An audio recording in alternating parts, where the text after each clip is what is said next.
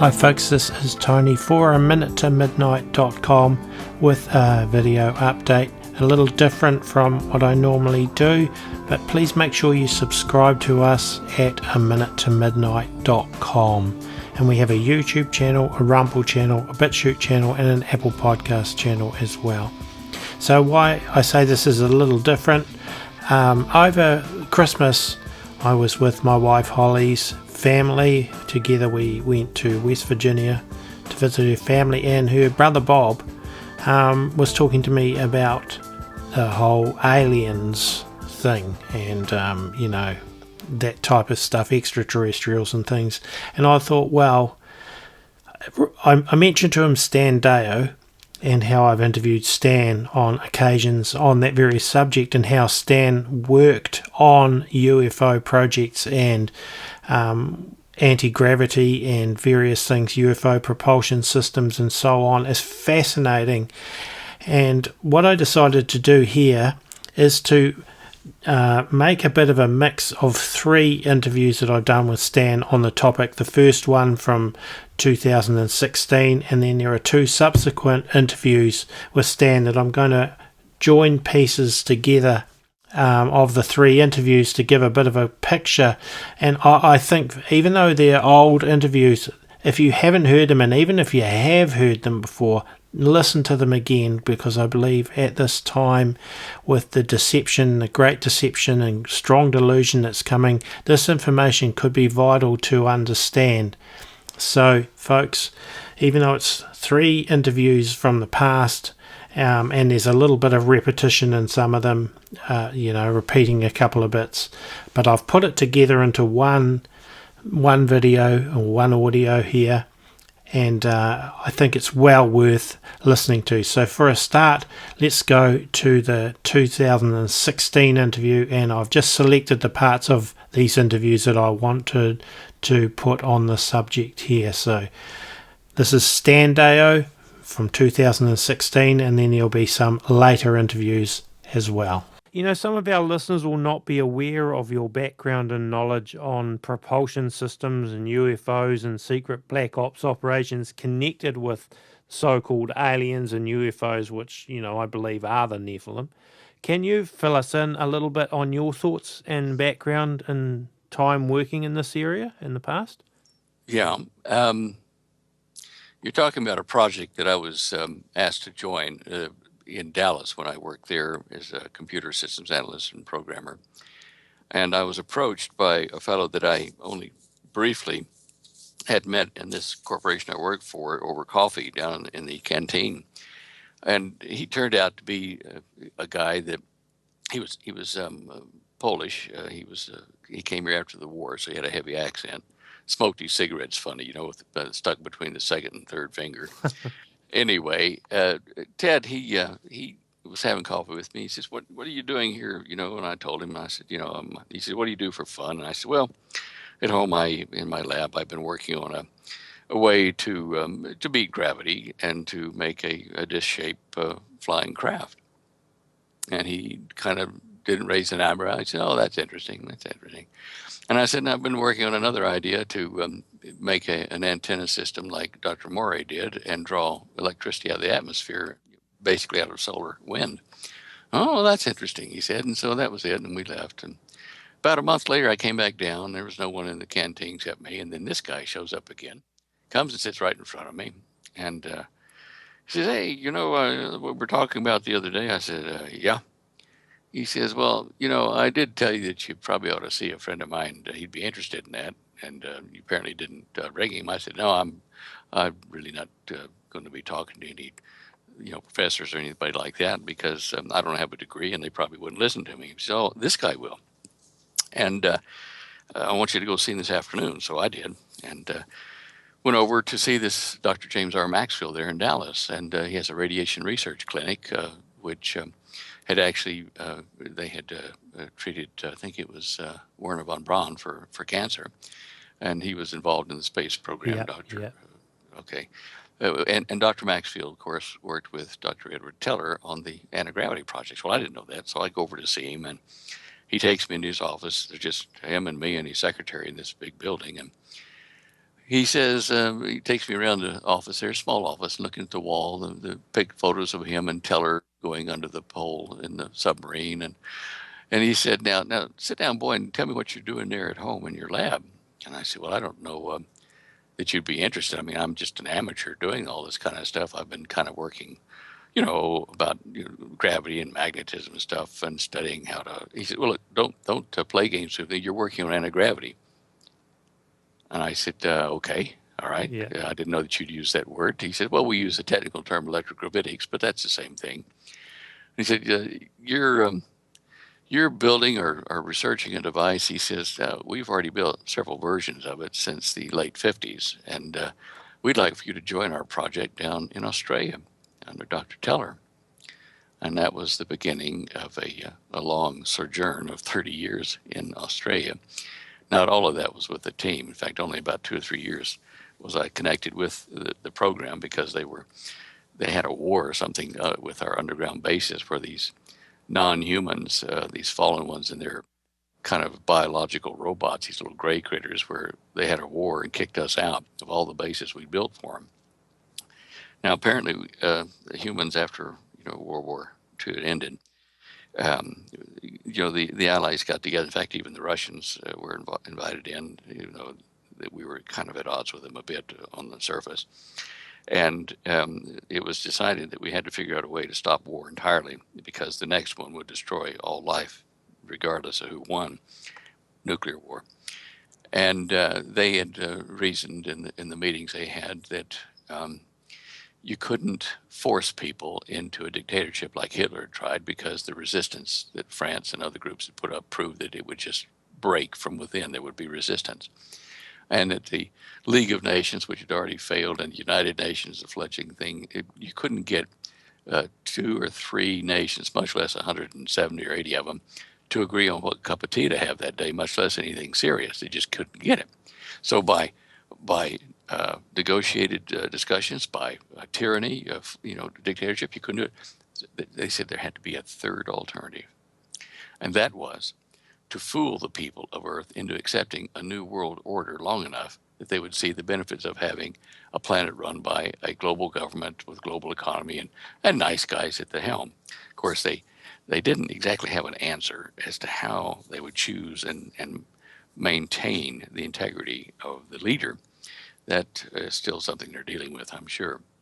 But anyway, that was it, and they were going to make false technology and flying saucers or space people, whatever they could, to fool the people of Earth into thinking that some non-political, non-religious group had come to Earth and was here to share technology and help us. Yeah. Well, at that time, the quote-unquote alien presence, the Greys and the Nordics with reddish hair and freckled skin and stuff, they made themselves known to our guys here in the New England states of the United States, and several places, actually, at Holloman Air Force Base. And they signed an agreement with humans present from most of the major nations to exchange technology, anti-gravity, and various other things, in return for letting them, helping them and letting them build underground research facilities under ocean and under land, that we would supply the manufacturing complexes and technology to help them do. And also, if they could do some genetic monitoring of animal life forms and the odd human being. And that agreement fell through the floor almost the moment it was signed, and they started cheating. But anyway, in the late 70s, mid to late 70s, our bases were taken over by these fallen ones, these aliens. Yeah. And they kicked the humans out. And it wasn't a pleasant parting. There were a lot of people killed on our side and their side. And my records and data and stuff were taken out of the office there in Melbourne, in Australia. My control agent was Sir John Williams, Captain Sir John Williams. And they tried to hide myself and several other guys in the program from who might be getting a hold of the files from the fallen ones to kill us, I suppose. I don't know. But that's how I finished up in the program on the run. And I changed my name to a pseudonym and went underground as a kind of a hippie for probably a year or two. But What running year from. would this have been? I was on the run from 1974 till 1976, I think it was. Yeah, I crossed the Nullarbor, in the days when it wasn't paved and that kind of stuff, and Yeah. towing gasoline and food with us. And I found a group of two men and a woman that was they were hippies. They had painted combi vans and stuff like that, and so I grew hair long and wore a bandana and sunglasses, and became invisible. And even when we get to a city like in Adelaide or Perth, if you dress that way, people would look at you like you were a homeless person or something and look away. So it's a good way to hide. But I'm skipping parts of the story, but I was pursued, and I had the FBI pursuing me there. I had worked for them once before, but they aren't licensed to go overseas, or they weren't at the time. And they were looking for me, and the Russians were looking for me, and I was also being pursued by a Jesuit priest, one of the kind that's kind of an enforcer, a tough guy. Oh, yeah, yeah. He caught me. He caught me one night out by a campfire in the middle of the Nullarbor, and I had those two or three other people with me there by the campfire, and he sidled up to me, and in the course of the evening, he shared some coffee and stuff with us, and he just kind of said in a low voice to me, he says, "I was sent to find you and take you out, but I'm going to let you go, and I'm going to forget that I found you." And so he Did he let me give you a go. reason? Did he give you a reason why he changed his mind? Nope, and I wasn't arguing. Let Yeah, us say he was not a mamby-pamby fella. He's yeah, one of the kind of guys you look at and you think, he probably eats nails for breakfast. yeah, yeah, So, yeah. no, I was pleased to keep breathing. And I did run into him once or twice over in Perth when I settled there eventually and started using my real name. But um, he was active in political and secret society things going on over there, the Knights of the Southern Cross and things like that. Anyway, now when we were kicked out of their bases, I think what had happened was that these are fallen ones that are in the direction of Satan, and they've been cast out of where they dwell. And probably the best way I can describe it is a parallel universe, or a dimension to us, where they live is just as real as us, and they're right next to us, but separated by um, like a phase wave, so that they can probably see us, but we can't see through the veil to them. Again, what Scripture says. Now, when they were cast out with basically what they could carry, I think, saucers, technology, whatever. But they needed a place to manufacture weapons to make the last war with the Messiah, Yeshua. And they got us to agree to build them these underground research facilities in return for technology, blah, blah, blah. And what they really wanted was to get the infrastructure up to a stage that they could manufacture everything needed in warfare from that point forward. And once we were no longer needed, that's when they kicked us out. And that's why they kicked us out.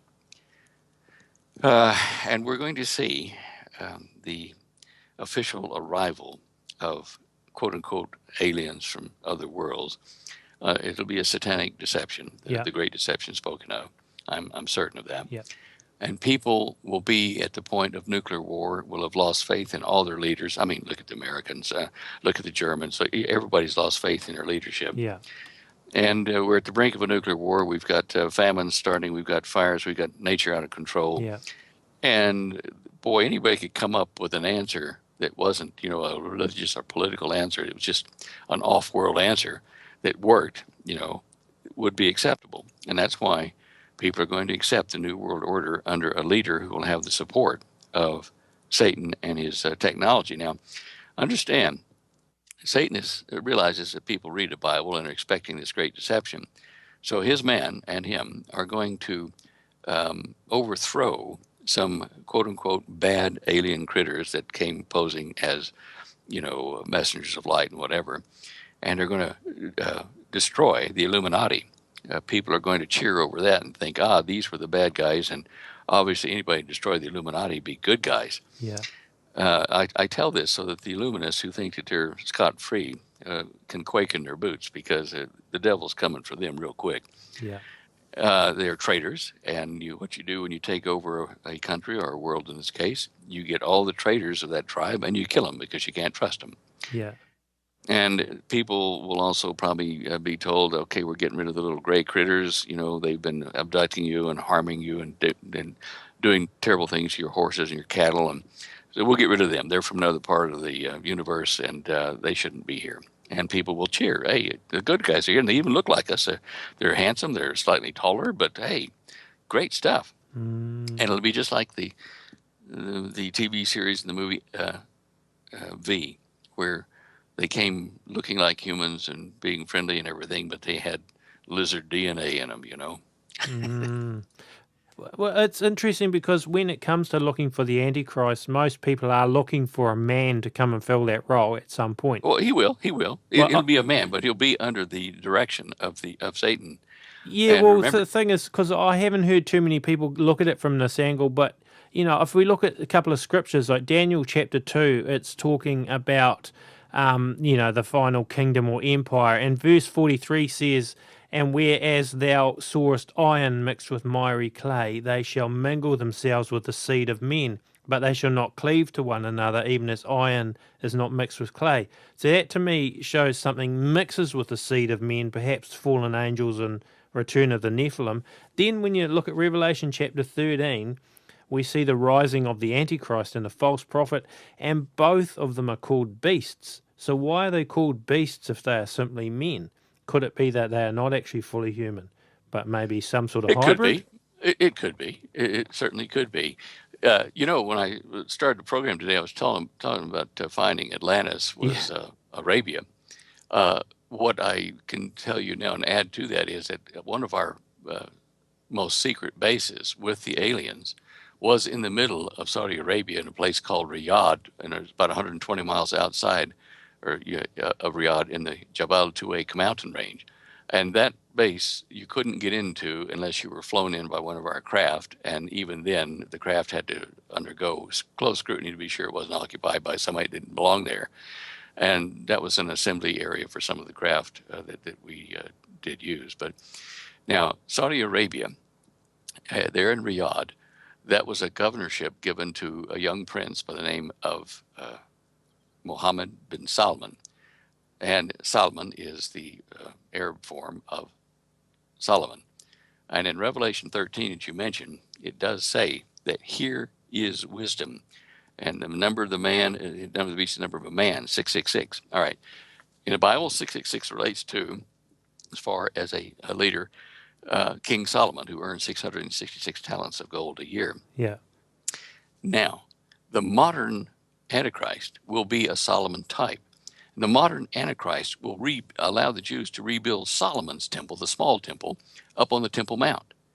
Now, Mohammed bin Salman is second in line to the throne of Saudi Arabia at the moment, but his father, King Salman, who is supposed to give the kingship to his nephew, Mohammed bin Nayef, an older man, has given a lot of the powerful portfolios already to his son, who is only second in line. See, another thing that, like Jesus talks in Matthew 24, that it'll be like in the days of Noah. So what categorized the days of Noah? It was the genetic impurity, I believe.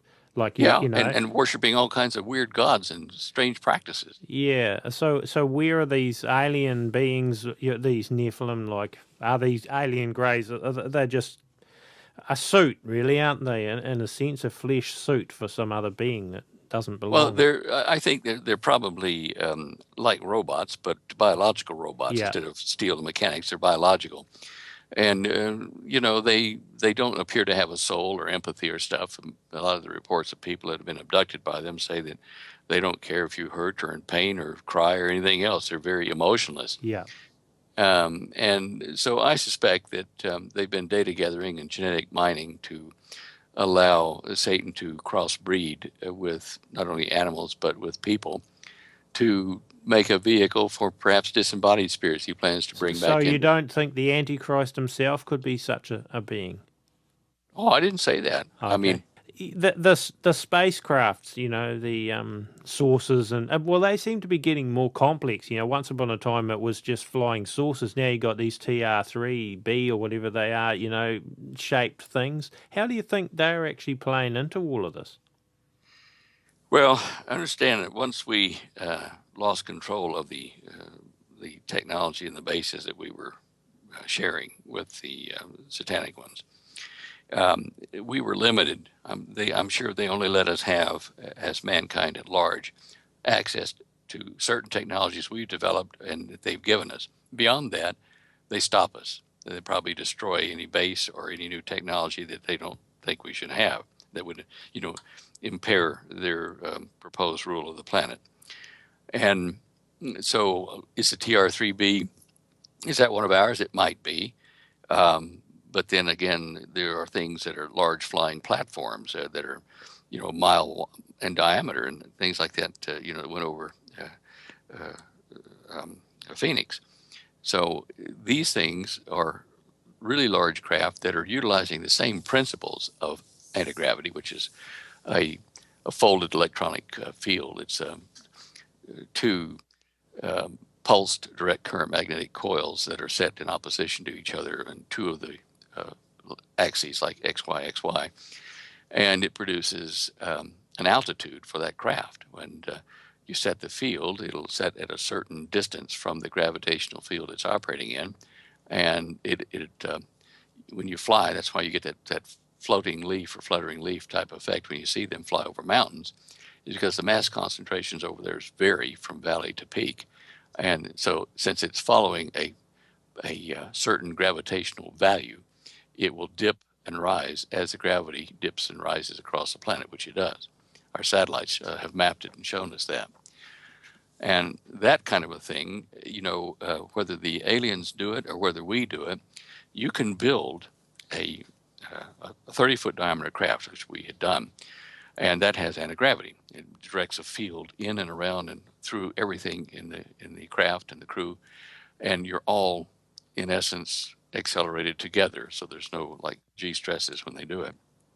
And if you wanted to make a craft a mile wide or mile in diameter, you could take a bunch of these little 30-foot jobbies and punch them up into pods or into cavities underneath a framework, build a big framework that looks like a city if you want, and they're all powered simply by these little craft that are all linked together in a common field and run together. So would it be would it be humans or would it be the hybrids that are running these things? Hybrids and possibly some humans that are still in league with them. I don't know for sure because I haven't been in the program for years. But yeah, I wouldn't trust them. They're going to come saying, look, he's in the desert here or there, go see him. Yeah. Oh, yeah, no, well, obviously I wouldn't trust them either, but I'm thinking so many people would be fooled. I had L.A. Marzulli on the other day, and he said all it would take is 1 mile-wide craft to sit there and it'll be game over. I know, and I know how we could build it. As I say, we could have built it with 30-foot diameter craft linked together in a matrix, but and you see, the argument our physicists and engineers have with a mile-wide craft is this. It is so wide, so long, that any expanse of metal holding things together would bend and creak and fall under its own weight. And you certainly couldn't be transferring from point A to point B at high speed. That's just out of the question. But what they don't realize is you can distribute smaller regions of that craft into, like, as I said, like a bunch of little pods where you have nodes, and they're like spaceships or flying saucers, but they're plugged into it.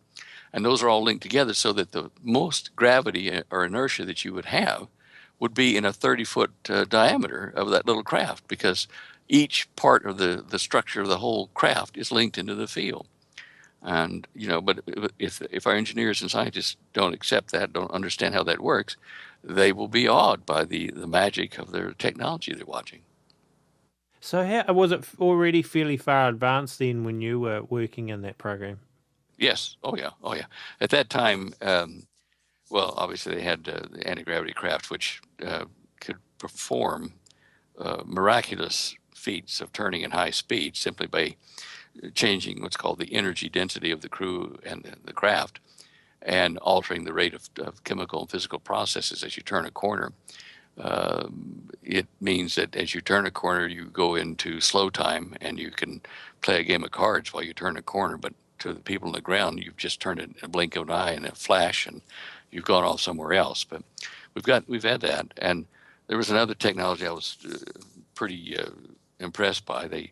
Security teams were given, human security teams were given kind of a fat-looking handgun. The end of it was a little big, like a donut, and it had like a muslin cloth type front to it. Excuse me. And you could charge those up on 240 volts, because this is over in Europe and Australia.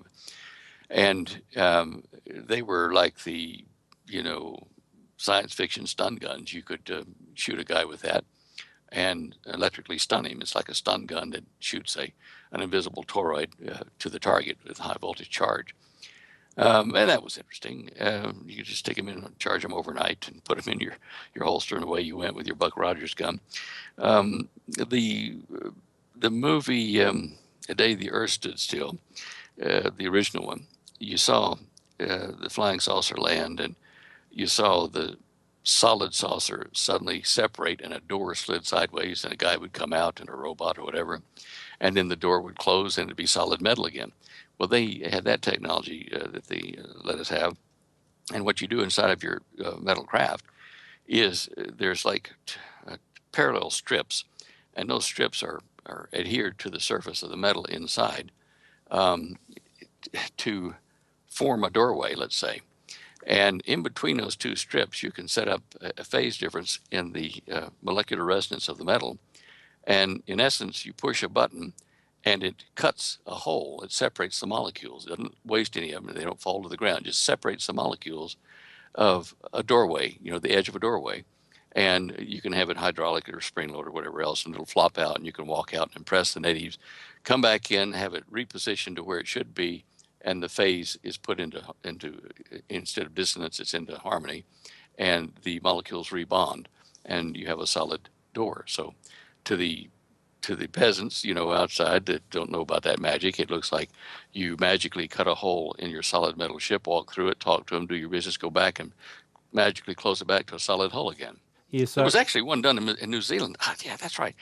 One of the guys was telling me they had a big ship that they were building somewhere. I think it was in New Zealand. Yeah, and they had miscalculated, or on the blueprints they'd miswritten the size, the length of a huge armature, a shaft that was being driven to drive the props for this big vessel.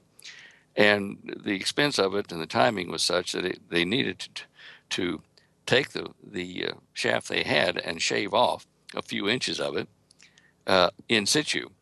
And they called one of our teams in to do it, and took all the staff and workers of the factory out and let them have a lunch break for about an hour or two.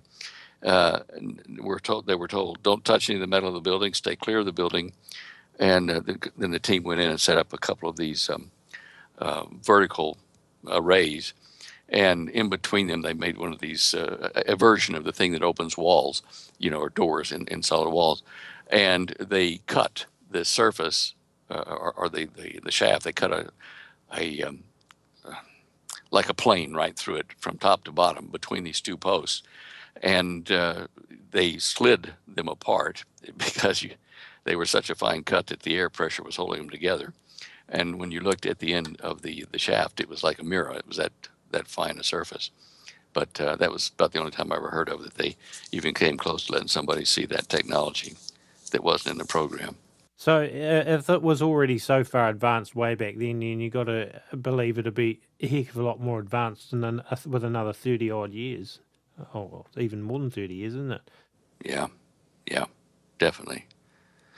Yeah, people will be saying who could make war with them. They're so far beyond us technologically. And it won't be like, the French Resistance, or like V, where people can hide in little places and store guns and weapons and go fight the baddies. And yeah, you haven't got a chance that way. So that's really interesting. They're pushing things like Independence Day, that movie sequel or whatever. It's interesting timing. So how do people stop themselves from being deceived? Well, if you're listening to this, that's the first part of it. Understand what the deception is. And I do believe that the Lord, Yeshua, will take us to a place of safety, whether it be in a rapture or whether it be to a place here on the planet or whatever. But he will look after the church. And the main thing is to be keeping close with him every day and look up, and look forward to his coming for you, because without him, we cannot defeat what is gripping the planet. Yeah, that's good. That's good advice. Yes, it's certainly getting interesting, that's for sure. Wow.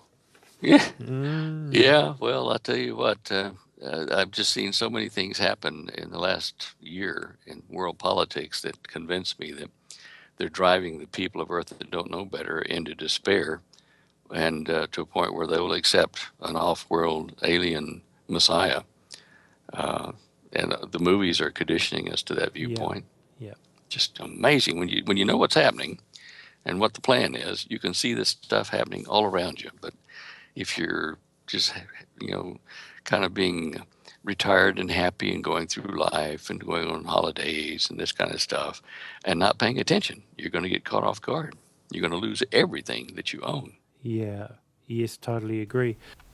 So now I'm moving on to an interview from 2019 with Stan Deyo that fills in some more pieces of the puzzle regarding his time working for the Illuminati and the UFO project and other things. So from 2019 now, this is back to Stan Deyo and I having a discussion. It's pretty timely now then with all the stuff that's going on out in the world. Totally, yeah, and the whole thing with I think potential alien deceptions and things like that, and all the UFO sightings and that, and a lot of people wouldn't realise that you actually worked on UFO projects back in the 70s. No, I guess they wouldn't. As much as you tell them, it kind of goes in one ear and out the other, and people tend to go back to sleep and forget about it until, of course, something happens in the sky, and I think that's going to happen fairly shortly this year if the Middle East situation develops what I think it will.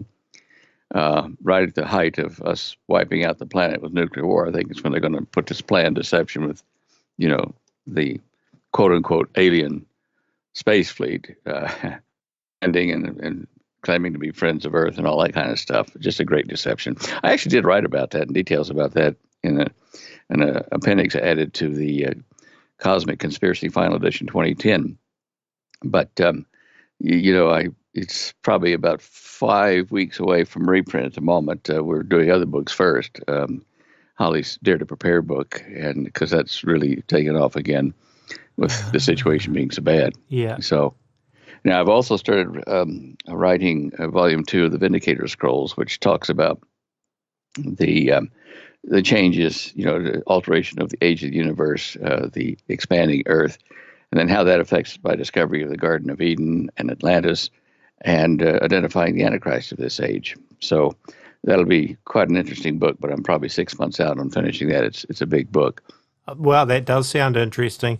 And yeah, I was thinking I must try and get one of your reprint when you do the copy of the Cosmic Conspiracy, since I don't own it. One of my very close friends has got an original, the original edition of the book, which is a long time old, but you did update it somewhat in 2010, didn't you? Oh, and before that, yeah, I've had a couple of updates. But one of the important things, even if you've got just the first edition, which is in, I think, blue and white cover, on page 200, I've kept it in every edition. The first 200 pages, everything is on the same page, same statement. I just added stuff. So on page 200, there's a, is it 200? Yeah, I think so, 200. It's where I have the map of the Club of Rome dividing up the Earth in 1978. The commission report there in Italy at the Club of Rome, obviously, had divided the world up into 10 regions or superstates, using financial, social, population density, food supplies, water, all these different factors they allocated to all the nations of the world, and then grouped them into 10 regions which have common factors. And as a result, we have a plan for a world government with 10 regions, which is very similar to what we saw in the 10 toes of Nebuchadnezzar's dream when he had Daniel interpret for him the statue of the man with the legs of iron and then the feet of iron and the toes of iron and clay mixed, 5 toes on each foot, left and right legs of the revived Roman Empire, which would be out of the Club of Rome, and the whole world would come under the entire new Roman Empire out of Rome. So I'm paying very close attention to this Pope and his activities and how long they'll let him stay in power with what he's doing. It's just obviously not Christian behavior at all. No, he's certainly, well, he's a Jesuit and the first Jesuit Pope, and boy, it's certainly moving towards a socialistic type plan anyway. Well, a world government, I mean, he's telling the United States, you guys quit worrying about those illegal immigrants, bring them in. We're trying to help these poor people. You can't think, nationally anymore. You got to think globally. And so it's your duty to take in these people. But, who knows all the steps that it'll take there. And you mentioned nuclear war. And, Dr. Teller, Edward Teller, which is, we won't spend too much time on this, I don't think, but he was one of those that recruited you, wasn't he? And he was called the father of the H-bomb, I believe. Yeah. He compiled or organized a team of researchers and developers into advanced physics, propulsion, anti-gravity, saucer craft, various other technologies to cut metals at one molecule width cuts and make solid openings in like openings in a wall that you can walk through and then the wall closes behind you. That kind of stuff. Some really advanced technology, but it was a multinational effort rather than United States effort because there were scientists and industrialists, engineers involved in this in Norway, in Canada, United States, of course, Australia, New Zealand, some in Russia under Dr. Sakharov, who was Teller's equivalent over there, some in Germany, West Germany in the tunnels, and maybe some in the East Germany tunnels too. I'm not sure how far the tunnels went. And so you've got all these countries that were supplying men money, and technology to advance our knowledge of physics to a point where the people in these bases we had were just so far ahead of the technology that people even read about that it wasn't funny. It was like total separate worlds or culture. And this is, of course, when our underground bases we were doing that with people or beings that were from off the world. And the crowds of these that we supplied infrastructure for in exchange for a lot of technology finally started having battles with us in our underground bases and ran the human contingent out of these bases, most of them, perhaps all of them. And I'm only one of 2 or 3 people that I know of that was allowed to escape. They took our documentation and everything and either gave it back to us or burned it so that the takeover of our records and stuff by governments wouldn't, finger us so that we could live longer and perhaps tell people like we're doing now what happened, in Teller's project and the result of what's coming now. I mean, I'm blessed to be able to be alive and to share it. And it took me a while to figure out why they let me escape, but that was why. Why do you think they did let you do that? I mean, we have covered this in the other interview, a lot of this, which I think people have got to go back and listen. I'll try and find a link and maybe put it in the description. But why do you think they did, allow you to still be around? Well, I'm pretty sure that the governments, elected governments of United States, Canada, Russia, all these that were involved in this project, did not know much at the time about what Teller's group was doing because they knew Teller's group that elected officials and stuff are in office for a short time and then they get out of office and they couldn't be trusted with the information that we had and where it was heading toward a global government. And so they let me live, I'm sure, my group down there in Australia, so that I could, in time, tell people what had happened and what we did, because our efforts were were thwarted by these alien beings, which are now in contact with our elected governments, I'm pretty sure. And the people, that were in the project, some are already dead a long time ago, they wanted us to be able to tell their story, later when all this stuff happens. So they weren't forgotten, and the history of it could be released, because a lot of it was destroyed or locked up now. When I came back to this country from Australia, to get back in, I had to get help from the Secretary of Defense. He wasn't acting at the time, but he was with Clinton's administration, Dr. Jim Schlesinger. And it was his moving that got me my citizenship back, my passports back, passports and citizenship for all my children, and brought me home and kept me alive here. And of course, Jim's passed on now, but I guess keep your enemies close. They kept me here, and in spite of the fact that I've been telling and revealing this stuff, no one has knocked on my door. And as far as I know, hasn't oppressed us financially in any other way, except maybe Google on our ratings on our website. Yeah. But other than that, they seem to have left me alone to share this information. And there's some parts of it, the details of anti-gravity that you wouldn't want to just make public to terrorists and things like that, or maybe free energy and stuff like that at this point. But with those exceptions, I've shared most of what went on and why it went on, and that's in that lecture that I did with you last time. So we can dredge that up and have a listen to that some other time. Yes, just very quickly before we go off that, because you were in Australia, and you mentioned the Club of Rome in the map, and I think it was a captain.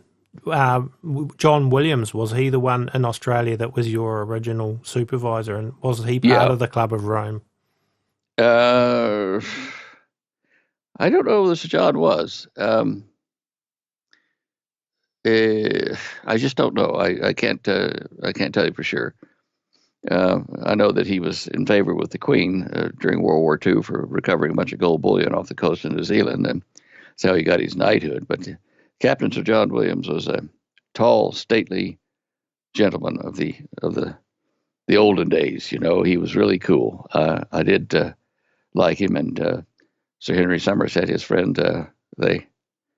They were both good guys in a lot of ways, but they did work behind the scenes. They did work Australian politics from the shadows. I sat there and I listened, so I know what they did, but. Their objectives, I think, were altruistic. And, they say the road to hell is paved with good intentions. And so who knows what their real motivations were. But to me, they seem to be honorable men and, dedicated to bettering the human condition on the whole planet. So, but they're all gone now, and I alone am left to tell the tale, I'm afraid. Yeah, and of course you have detailed a lot of it in that book, The Cosmic Conspiracy, as well, which people should try and get a hold of when you do have the reprinted edition of it out there. I'm now going to play some of an interview I did with Stan Deyo in May 2022, and it gives you a little bit more information that I think is important that people understand in regards to this whole subject. Now, as far as the alien disclosure and that goes, I guess you should probably explain to people what you think the aliens actually are. You've done it on this show before, but it's quite a few years ago. So. Well, yeah, look, I think that they are part of the fallen ones that followed Satan when he was cast out of the heavens, to earth. Yeah. And they are posing as our elder brothers from space, and there are two groups of them. They've made those that abduct people and kill cows, and cut parts of them off and bleed them dry and all that terrible things, and genetic manipulation. So that there's a fearful relationship with part of them. And the good guys from the aliens, the fallen ones, supposedly the good guys, will come and deliver us from these little gray critters, tall gray critters, whatever you want to call them, and scoot them away and say, look, we're here to help you. This is a great deception. And they're going to even say, they might even have holographic or, video evidence from the crucifixion of Jesus himself, because they've been around that long, see? And they're going to say, Jesus was just one of us, and they will deceive us. Those that aren't aware. And this great deception all hinges on this advanced technology from these alleged aliens from the Federation of Space out there, like Star Trek and all that kind of stuff. That's not the way the Bible talks about it. The Bible tells you, look out for it. Jesus says, do not be deceived by this deception. If they say that, the Messiah is here in this desert or in this secret place, go to him there. Don't believe it, because when I come, everyone will know it. All eyes, everything will know that I'm there. You don't have to go to the secret meeting place. So, yeah, that's basically what I wrote, The Cosmic Conspiracy, what I've been sharing with people for, many years. I guess because, those of us who have followed, you for a long time know more, but perhaps some people that don't, they wouldn't perhaps realize that you are actually working on anti-gravity technology back in the 70s and the whole UFO project. And so you have some sort of, you have a background and understanding in it. Yeah, that's true. 1970 to 71, I was recruited in Dallas by Dr. Edward Teller's man, Dr. James R. Maxfield, to join their anti-gravity and later find out UFO project down in Australia. But this group run by Edward Teller, they were a consortium of scientists and engineers from England, from New Zealand, Australia for sure, Germany, Russia, believe it or not, Canada, the United States. There was this huge consortium behind the scenes where the political people didn't have anything to do with it. And the contact with the fallen ones, the alleged aliens, did happen, and it grew. In the early 50s, they wanted us, humans, to build them underground bases and some underwater, in which we could give them technology, manufacturing stuff, so that they could advance their own weaponry and technology, to fight an alleged enemy of their own. Now, so we gave them the base, we gave them all kinds of technology and industry, industrial equipment, and in the late 70s, it was just after I was taken out of the organization. They separated me and another guy in England with the information we've got, destroyed all of our records. I mean, they cleaned files out, and this other guy and I were just totally disappeared from the project all of a sudden. It was because Sir John was telling me, he was my control agent there in Melbourne, that they, the alleged aliens, were moving in against the humans in their bases. And toward the late 70s, all of our joint bases with them, the human presence was either totally put under thumb or killed or kicked out entirely. They just turned the tables on us, and it couldn't be trusted. So this tells you, again, it's like Satan, the great liar. Unfortunately, there are only one or two of us that have been able to get out and say what was happening. A number of people died along the way. Some actually, Wendell Stevens did know about it. I met with Wendell, and there are a number of people in the intelligence security group that was handling the Australian side of it that shared information with me that I didn't know about when I was in the program. So I'm telling you, we have anti-gravity, we have molecular physics that seems like magic to you, that's been held back from the public. Things like being able to walk through a solid wall without hurting your body or the wall. It's a matter of polarizing your atoms and passing in between. The average atom, group of atoms, has about 1,600 times the diameter of an atom in space between them. So there's a lot of room, once you line up the atoms in a grid, to just pass through without bothering anybody, with other atoms. So we've got that, and we've got ways to put strips, on a metal surface inside of a craft, right on the outside. It would be the skin here, we're on the inside, and put two strips that are very close together, like that. And then down at the bottom of this pattern you put there, like a door pattern, have either spring operated or hydraulic, whatever. And once you push the button to melt in between those two strips, what it does is it puts energy in at a frequency, molecular frequency, and it causes it to disassociate the molecular, like the van der Waals forces between the atoms, so that you can push on it with hydraulics or spring or whatever, and the door in the wall opens out, and you can walk through it and out to the outside or back in, and then you can retract it back up to the lineup place, change the frequency by half a phase, and it rejoins the van der Waals forces, and the atoms are solid again. So it's like in that movie, The Day the Earth Stood Still. A door just appears, and out comes the alien occupant, and then the door comes back up and closes, and the hull is all perfect and smooth. Again, it's molecular physics.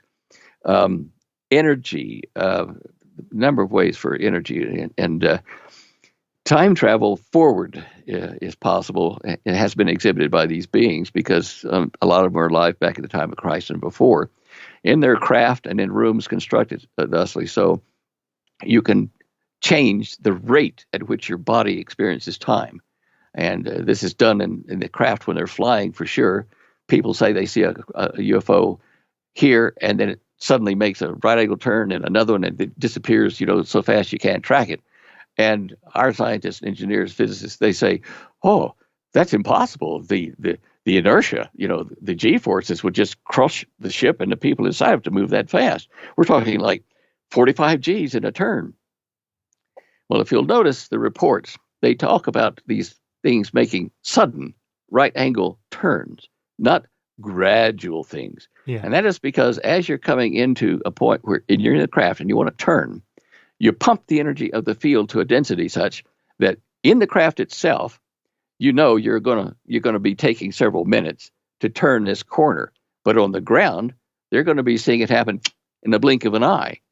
For you, it's going to extend. It's called amortizing the G-force. And it slows it down, to you inside the craft and to the craft itself. So you can turn this corner, break out the cards, have a cup of tea, and on the ground, you can look out the window and you can say, look at all those people. They're not moving. There's a difference in time between you. So if they could see inside the ship, we would appear to be moving really fast to them. But anyway, it's just a difference in time. And so that's one of the technologies that we have gained by dealing with them.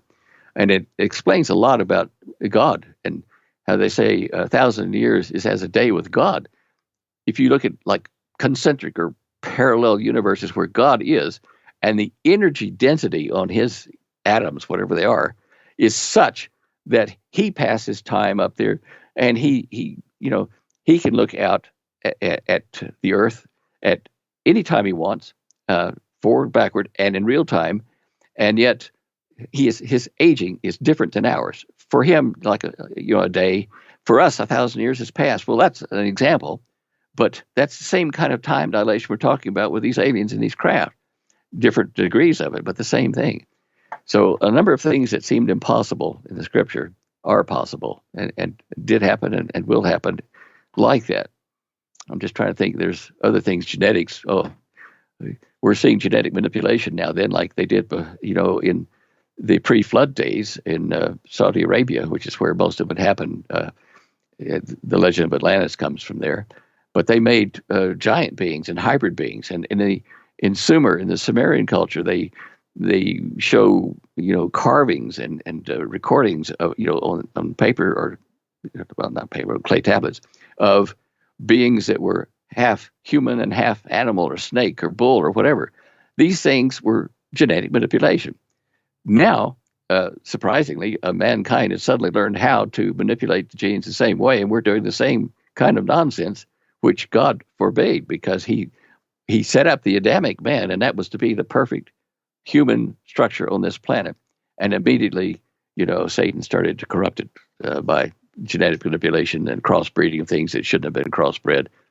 Yeah. I guess I want to just ask one thing. Yeah, with the aliens and the UFO thing, do you see it being like a whole heap of spacecrafts arriving, or potentially appearing to arrive? Like, for example, or could it be a mixture of real nuts and bolts crafts plus holograms, or how do you see it playing out, that side of things? Well, let me say that the technology for the 30-foot diameter craft would work for a much larger one, a mile in diameter.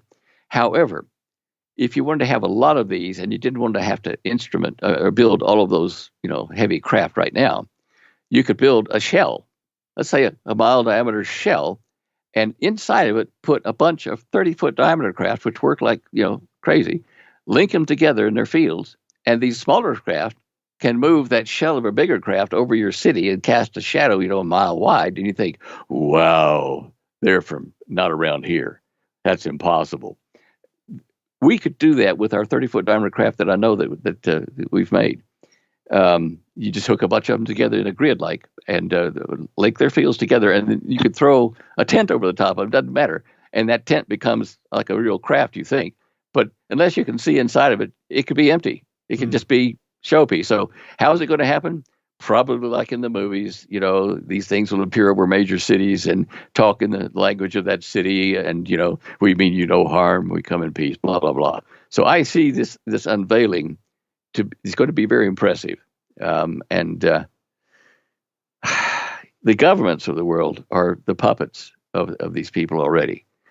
No government does anything unless these fallen ones allow it. They control the earth at this moment. It's their domain. Until Jesus comes back and takes control of the place, kicks them out, we're subject to Satan and his minions running this planet. And the deception, we've been programmed with numerous movies and TV series and stuff about this meeting super beings, aliens, good ones and bad ones, to the point where, out in Africa, in the tribes, they know about these kind of things. In fact, most of them have legends that they talk about around the campfire about gods coming from the sky down to earth, blah, blah, blah. So when this happens, all of the people, not the governments, the people of the planet will want to support this new world order. Well, folks, I hope you've found this helpful. Please like it and even share it. I think this information is important for people, so please do share it. And also, folks, remember to subscribe to us at aminutetomidnight.com, and you can also find Stan Deyo at standeyo.com. A Minute to Midnight's run 100% by donations. I want to say a very big thank you to the people that are supporting us through donating. We couldn't do it without your help, and I greatly appreciate it. And if anybody else wants to donate, you can do so at our website, aminutetomidnight.com. So God bless, and God willing, we'll be back with another video in a few days' time.